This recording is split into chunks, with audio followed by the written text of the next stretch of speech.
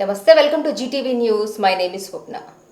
అధిక మాసంలో చేసేటువంటి పూజాది కార్యక్రమాలకు విశేష ఫలితాలు ఉంటాయని సోమవారం మాస శివరాత్రి సందర్భంగా హనంకొండలోని శ్రీ పద్మాక్షి దేవాలయంలో అమ్మవారికి లక్ష గాజుల అలంకరణ మహోత్సవ కార్యక్రమం మరియు అన్నదాన కార్యక్రమాన్ని అర్చకులు బ్రహ్మశ్రీ నాగిళ్ల శంకర శర్మ, వేద పండితులు నాగిళ్ల షణ్ముఖ పద్మనాభ అవధాని ఆధ్వర్యంలో నిర్వహించారు. ఈ కార్యక్రమానికి వివిధ ప్రాంతాల నుండి భక్తులు అధిక సంఖ్యలో పాల్గొని అమ్మవారిని దర్శించుకున్నారు.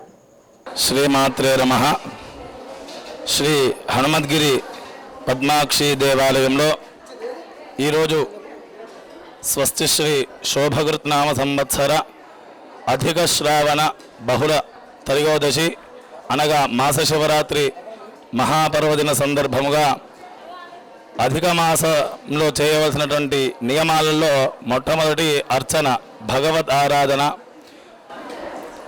జప, హోమ, దాన, తర్పణాలు. ఈ యొక్క వాటికి అధిక మాసము చాలా విశేషమైనటువంటిదని మనకు శాస్త్రాలు చెబుతున్నాయి. అందుకే సామాన్యంగా వాడుక భాషలో అధికస్య అధిక ఫలము అంటాము. అంటే ఈ మాసాలలో ప్రతి మాసంలో చేసుకుంటూ పోతున్నటువంటి సందర్భంలో ఈ యొక్క అధిక మాసంలో చేసినటువంటిది ఈ 11 మాసములతో కూడుకున్నట్టు దాంతో సమానము అని అర్థము. 11 మాసాలు వదిలిపెట్టి ఒక్క మాసంలో చేస్తే ఫలితం అని కాదు. ప్రతిరోజు చేసుకుంటూ ఉన్నటువంటి దానితో కలుపుకొని ఈరోజు చేసినట్టయితే ఇన్ని రోజులు చేసుకున్నటువంటిది ఒక్క రోజుతోటే పుణ్యం సముపార్జన అని అర్థము. కనుక ఆ సందర్భాన్ని పురస్కరించుకొని ఈరోజు దేవాలయంలో త్రినగరిలో ఉన్నటువంటి ప్రాచీనమైనటువంటి దేవాలయంగా విరాజిల్లుతున్నటువంటి కాకతీయ సామ్రాజ్య అధిష్టాన దేవి అయినటువంటి పద్మాక్షి అమ్మవారికి లక్ష సంఖ్యాత్మక గాజుల అలంకరణ, సుమంగళీ ద్రవ్యము. ప్రతి ఒక్క స్త్రీ కోరుకునేది సౌమంగళ్య ప్రాప్త్యర్థం. కనుక అలాంటి సౌమంగళ్యంలో ప్రధానమైనటువంటిగా పసుపు, కుంకుమ, పూలు, గాజులు ఏ విధంగానైతే ముత్తైదువ అనే దానికి అర్థం ఉంటుందో అందులో భాగముగా ప్రధానముగా గాజుల అలంకరణను ఈరోజు ఇక్కడ మా దేవాలయ అర్చకులైనటువంటి మా నాన్నగారు ఆధ్వర్యంలో, అదేవిధంగా కాకిరాల ధరిత్రి గారి భక్త బృందాల ఆధ్వర్యంలో ఇక్కడ అనుకున్న దానికంటే చాలా గొప్పగా రెట్టింపుగా సుమారు 500 మంది దాకా కూడా ఈ యొక్క కార్యక్రమంలో పాల్గొని అమ్మవారికి లలిత, విష్ణు ఇత్యాది పారాయణాలు, అదేవిధంగా సగ్రహమఖపూర్వకంగా లక్ష్మీ గణపతి మూలమంత్ర హవనము, అదేవిధంగా లలిత విష్ణు నామ హోమాలు, మహాపూర్ణాహుతి, అన్న సంతర్పణ కార్యక్రమాన్ని కూడా నిర్వహించడం జరిగినది. ఇట్టి కార్యక్రమంలో త్రినగర్లో ఉన్నటువంటి చాలా భక్తులు పాల్గొని అమ్మవారి కృపకు పాత్రలు తీసుకొని వారికి తగిన ఆశీర్వచనాలను అందించబడినది. కావున ఇట్టి కార్యక్రమాన్ని వీక్షించడం ద్వారా కానివ్వండి, లేదా ఈ యొక్క కార్యక్రమాన్ని చూసినట్టయినా విన్నట్టయినా చాలా దాని యొక్క ఫలితము మనకు కలుగును. యథావిధంగా అంటే కర్త కారగిత చేవ ప్రేరకస్థ అనుమోదక సుకృతే దుష్కృతం చేవ చత్వార సమభాగిన. ఏ కార్యక్రమాన్నైనా కానీ పరిపూర్ణం కావడానికి 4 భాగాలుగా విభజించబడినాయి వేదంలో.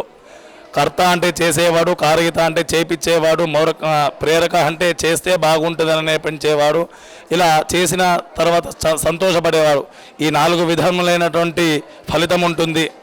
అందులో భాగంగా ప్రత్యక్షంగా చేసినటువంటి వారు, చూసినటువంటి వారు ఈ కార్యక్రమాన్ని చేస్తున్నారు అని తెలుసుకొని అక్కడి నుంచే వారికి తగినటువంటి ద్రవ్య రూపంలోనో వస్తు రూపంలో సహాయం అందించిన వారు, అదేవిధంగా చేసిన తర్వాత చేసి దర్శించినటువంటి వాళ్ళందరికీ కూడా సమానమైనటువంటి ఫలితము వస్తుంది అని మనకు ధర్మశాస్త్రములు చెబుతున్నాయి.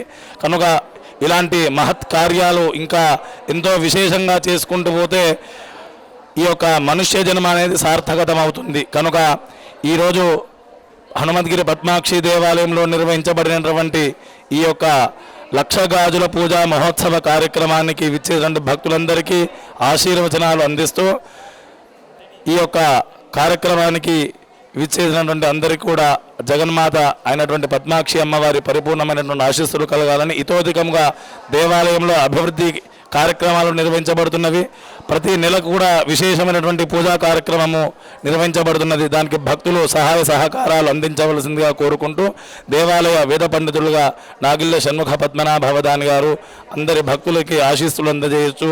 అదేవిధంగా ఇలా ముఖ్యమైనగా పద్మాక్షి చారిటబుల్ ట్రస్ట్ ఆధ్వర్యంలో కూడా ఈ యొక్క సేవకులు అందరూ కూడా సుమారు 50 మంది దాకా వచ్చినటువంటి సుమారు 500 మందికి అన్నదాన కార్యక్రమంలో వారి సేవను చేయడం జరిగినది. వారికి వారి కుటుంబాలకు అమ్మవారి ఆశీస్సులు కలగాలని కోరుకుంటూ లోకా సమస్త సుఖినో భవంతు. For more updates, please keep watching and don't forget to subscribe GTV TS.